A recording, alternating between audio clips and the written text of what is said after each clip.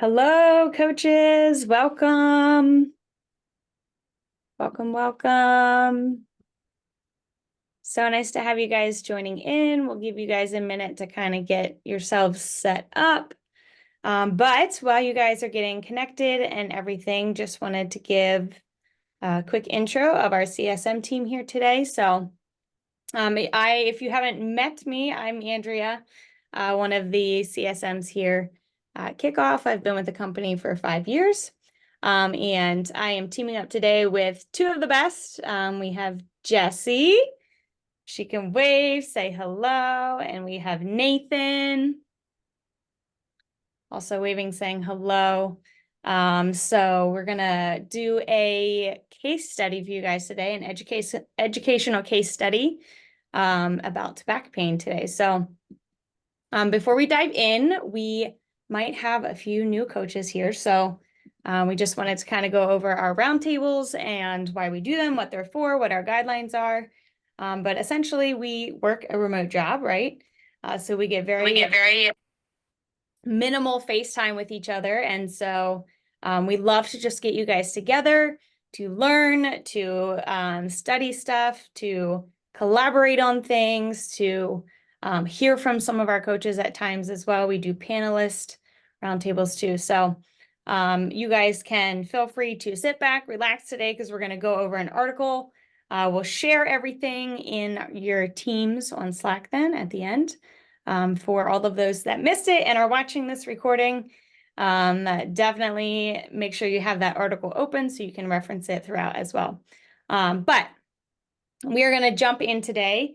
Like I mentioned, we are talking about back pain myths from the one and only Dr. Stuart McGill. If you are not familiar or you don't recognize this name, you need to Google him and you need to start reading his research. He is world renowned. He has literally made an impact worldwide.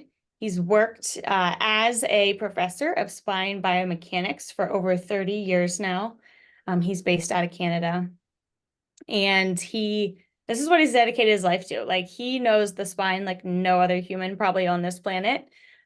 Surgeons and other people like that, physical therapists, will reach out to him for advice and consultation, things like that. So he is definitely qualified to be writing this article and to give us some advice on back pain. But before we dive in, very fun fact that 50% of McGill's patients, so people that come to him with back pain and are looking to get that solved, were injured by personal trainers, which should be very shocking to all of us on this call, because that's what we do.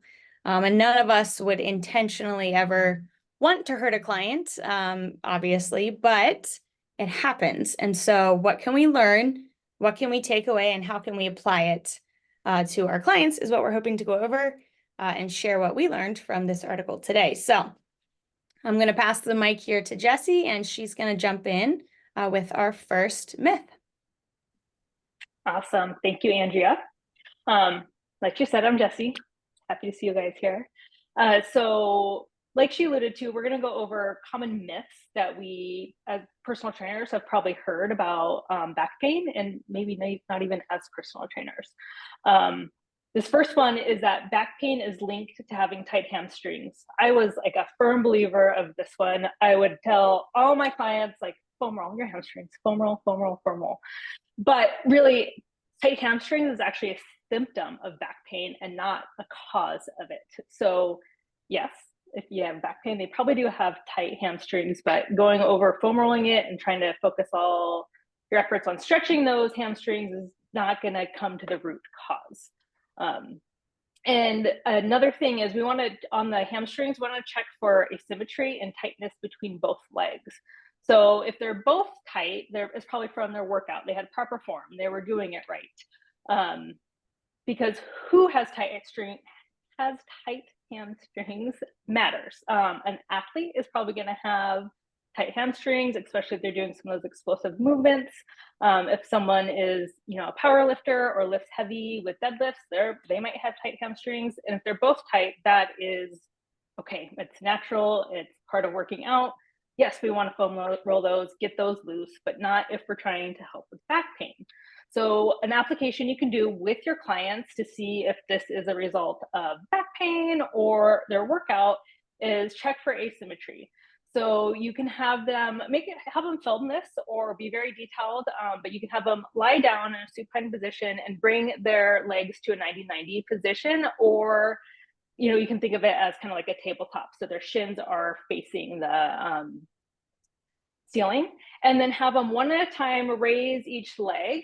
It would be ideal if you did this in a live, or if they could film it, because clients aren't always aware of their body. But if maybe they feel tightness in one hamstring over the other, or if you're able to watch and observe if the range of motion is different. So that's going to tell you that if it is different, and if only one is tight over the other, that's going to tell you it is a symptom of their back pain. Myth number 2, that lying in bed is good for back pain. So kind of fun fact about your back is when you wake up, you're actually a little bit taller in the morning, because when you lie in bed, liquid, horizontal positions, I should say, causes your back discs to fill with fluid, and the fluid extends your vertebrae. As you're up for 10 to 15 minutes, this fluid goes away and you come back to your normal height. So if you're in there for too long, extended periods of lying in bed can cause back pain, and essentially because too much fluid gets in there. And then 8 hours of lying or sleeping is normal. Anything we go above that is going to have too much swelling and pain. So one thing you can check with your clients, sure, maybe your client always says, yeah, I get 6 to 8 hours of sleep every night, I'm good there. What are they doing when they're not sleeping? Do they lay on the couch to watch TV for 2 hours before bed? Do they lay down to read? Do they nap like before, trying to get their child down to sleep before they then go to bed themselves once their child is down? They might be spending more time horizontally than they even think about too. And this would also just helps you understand their day in and day out life. And maybe they, need to do some movement after laying down, after watching TV or something there. So it not only will help with their back pain, but also help with their overall program. And then myth number 3 is daily workouts at the gym will get rid of back pain. So oftentimes we hear just like, keep moving, keep doing what you're doing. You just need to get stronger, you just need to get better, your back pain will go away. But that's not always necessarily the case. We want to make sure that our programming is correct for them, that they have good form, and that helps preserve their back health. You got to think preservation overall. We don't want to keep adding to the trauma. We want to reduce that. So if there's certain movement that's causing strain on the back, we want to definitely avoid that and start strengthening muscles around the back. A client who sits all day and doesn't experience the same, I'm having trouble talking today, you guys. Thanks for bearing with me. So if you have a client who sits all day and isn't like going crazy working out at the gym all the time, they probably have less strain as someone that's doing the wrong movements consistently in the gym. So something to just be aware of and, keep your eyes open about, talk to your clients about. And then we don't necessarily want to promote, our active gym goers to just sit all day, because that's going to be not as effective either. But we want to make sure we're changing their default movements to ones that will benefit them. So what you can do with your current clients and future clients is just start evaluating their program. So are they doing flexion movements that are like it's bending the spine all the time? Are they twisting? We want to remove those. Those aren't natural positions for the spine. And you can start programming in like anti-rotational movements, core movements like planks, bear crawls, press outs. This is going to help strengthen the muscles around the spine that will keep it in its natural position. And then myth number 4 is that yoga and Pilates are a great way to alleviate back pain. This was another one I was totally a firm believer on. Like, yep, you just need to to move more. And this is a gentle, low impact way you can to help. But while yes, this can be a great way for some clients, if it's very specifically customized to them, written to them by a professional, then yes. But half the time we assign Pilates or yoga or other trainers do as a one size fits all solution. And this just cannot be the case with that. Just like any other program with your clients, you don't give a one size fits all to your clients. So this is no different there. But again, if it's in the right instance, which is few and far between, it can be beneficial. Stuart McGill gives a really good explanation about this too. Like he references a branch, a tree branch. So you have like a limber, smaller branch, and if you bend it, it kind of remains form and nothing happens. But if you have a big, thick branch and you try to bend it, it just starts splintering and coming apart. So stronger people with thicker spines, you can think of their spine as that thick branch. It will actually start creating delamination of their discs and fibers, so we want fewer bends because it's just going to get worse and worse and worse. Another thing with the yoga and Pilates is that, so they're bending up a lot. Think cat-cow, think the Pilates roll-up. So that's the branch that we're bending that we don't want to as often. And then they both frequently have you press or imprint your low back onto the floor. So you're actually then taking a natural curve out of your spine and putting it again in a position that's not natural and not beneficial to the pain. What can happen here though too is that if your client continues to do this, they may tell you like, oh no, I feel great after that. It's because it's building this pain sensitivity here. They're just starting to learn to live with the pain, and that is becoming their new normal. So we want to definitely make sure we're getting rid of that. And again, an application you can do with your clients is to keep back bending and twisting movements to a minimum. Focus on movements that keep the back straight. You want to keep them straight with their squats. Maybe for overhead stuff at the moment, have them seated so they don't bend too much at the hips or anything like that. And then don't be shy. Ask your clients to send videos of their form. I have clients that leave it in the exercise comments all the time. It's great because then there's no confusion what workout it's for or exercise it's for. It's a great tool too. It's also kind of fun to see your clients all of a sudden send a video like months later. I'm like, oh, wow, you've lost a lot of weight, because they might be shy about sharing their progress with you. So it's just a really good way, again, to connect with your clients more, but most importantly, keep them safe and keep their program appropriate for them, and just help them keep moving and going forward. And in that, we're going to pass over the mic to Nathan, and he's going to go over the next myths. Thanks, Jesse. All right, I feel like we're on like this episode of Mythbusters right now. I don't know if anybody else is getting that vibe. We're just like going myth after myth. But yeah, so we've got 3 more, and I'm gonna go over those. Myth number 5 is stronger muscles will cure my back pain, and I feel like this is kind of just like, if nothing else, for me when I read this, it kind of felt like just kind of like a go-to thing, like, okay, you're having back pain. Let's start to just strengthen the area and see if we can improve that. As trainers, we're instructing our clients all the time to strengthen weak areas. So it can be just kind of a reflex to go that direction.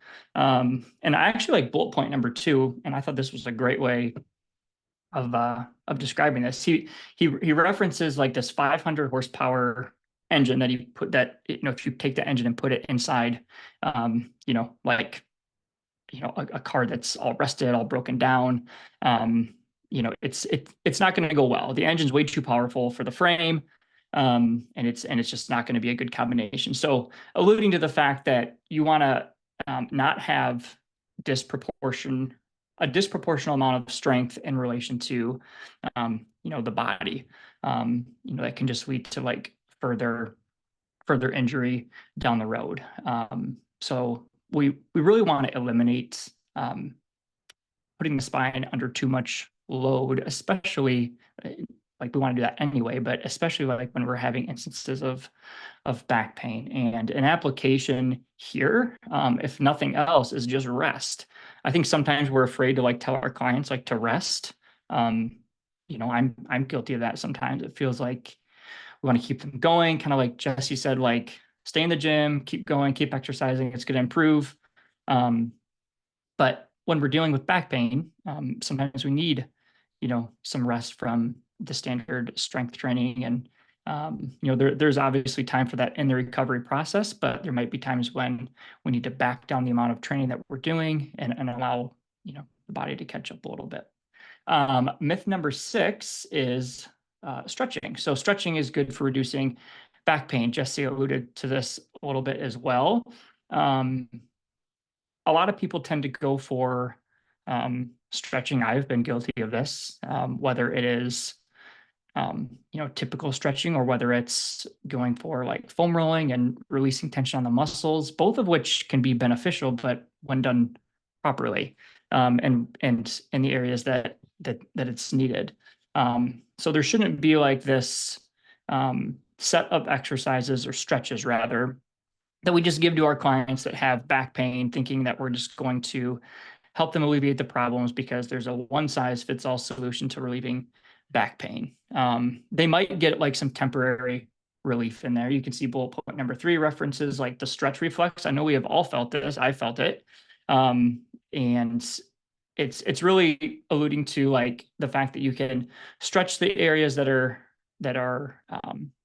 kind of giving you that discomfort. You know, whether it's just anything that's stretching the low back, that could be something like a lying twist stretch or you know, some yoga poses. You might feel that relief, but it is a temporary, in most cases, solution, and kind of a band-aid to the overall problem. So we want to make sure that we're not just sending out a list of stretches that are not only like not going to solve the problem, but might actually like potentially make it worse. So really want to find out kind of as much info as we can before we start, kind of giving some more info there. And application to this would be, instead of aiming for stretching movements, try some balance and coordination elements. You know, those can be, and I feel like I'm taking everything Jesse said and just like twisting it into my own words, but like she mentioned, like things that are like stabilization, like a plank, something that is not causing the spine to twist and bend. You know, those can be, there's lots of other things you can do. Some of them can be even just like standing on a Bosu ball is going to make your core like, you know, activate the whole way through. Really working on getting those muscles stronger around the spine is a good direction to go. And then the last myth here, number 7, having a powerful back is protective. This is, it's strength oriented, but it's more like power. So generating a lot of power in the spine can be problematic, and it really can increase risk of injury. So this can be even something we should be aware of for clients that don't have back pain. Trying to do things like if you know, this can be like Olympic movements, you know, squats, things like that, that really can work the low back in an unhealthy way. If the range of motion isn't there, if the flexibility is not there, we should really be watching our clients and kind of what we're prescribing to them, and making sure that they can handle the movements that we're giving them. So instead of, I'm going to skip right to the application here because I feel like this is something that has helped me with my clients a lot, but focusing on like full range of motion, and have control of the movement versus like having the movement control you, for, I guess, lack of a better way to explain it. It's better to kind of have that full range on less weight, you know, whether that's focusing on like the eccentric motion, you know, the lowering phase of the movement, but really just making sure we're getting that full range in there. It's going to be better off in the longer. There's times, of course, when we need to train for power, but especially like when we're dealing with somebody that is dealing with low back pain, putting in power movements is obviously not the focus. So yeah, I think these were all really good myths. And again, I don't think I don't want you guys to think that, we think that stretching is not good. Strength training is not good. Like that is obviously not the idea here, but it was a good eye opener as I read this article a few times. And like we've already mentioned, we're gonna post the article, or it's already posted, and you can review it again. If you've not read it, I would encourage you to read it, and really think about some of the exercises that we're giving to our clients, and making sure that what we're giving them is intentional, and that we're not just trying to kind of throw a program at them that we think will help them, and kind of just giving them like a checklist item to do that is really not going to get them any further down the road. So that kind of wraps up our roundtable. Jesse, Andrea, do you guys have anything to add to what we've already talked about?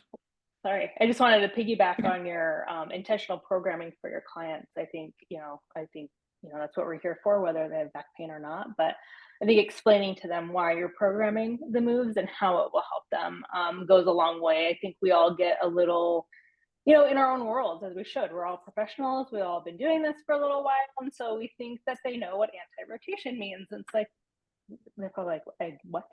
Like, I know it says it in the name, but they don't, but explain why you're giving it to them and how it's going to help with back pain.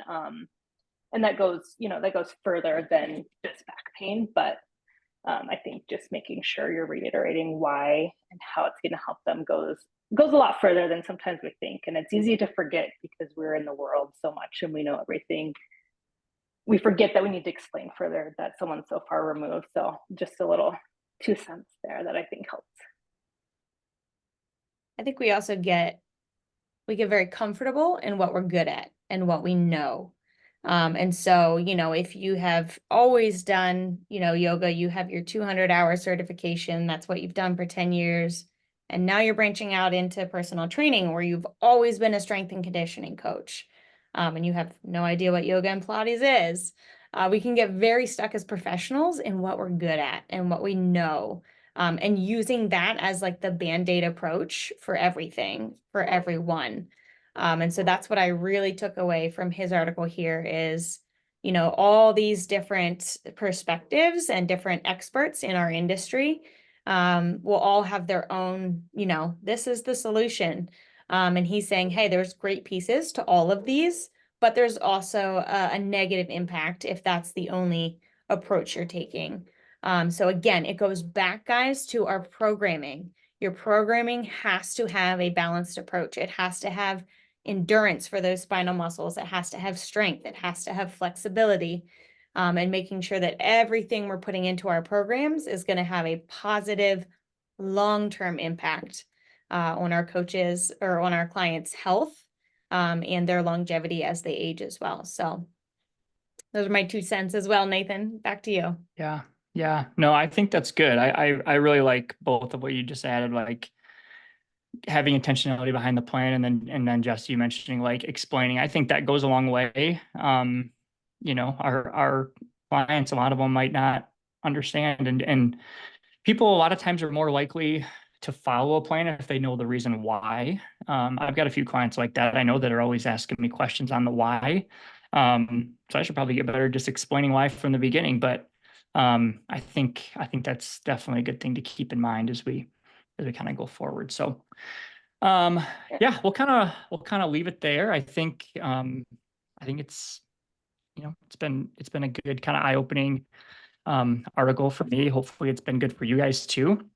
And again, we thank you for your time that you've taken out of your day, and everybody's busy. I know it's only a half hour, but half hour is still a lot of time. And so thanks for jumping in and, being part of the meeting and the conversation. And thank you again too for all of the effort you guys put in with your clients on a daily basis. I feel like we say that a lot, but like we mean it every time we say it. Kickoff would not be what it is without our coaches and all the support that you give to your clients. So thank you for everything you do through the week. And yeah, keep being amazing people to your clients. We're always here to support. I hope you guys have a great rest of your day, and we will talk to you very soon.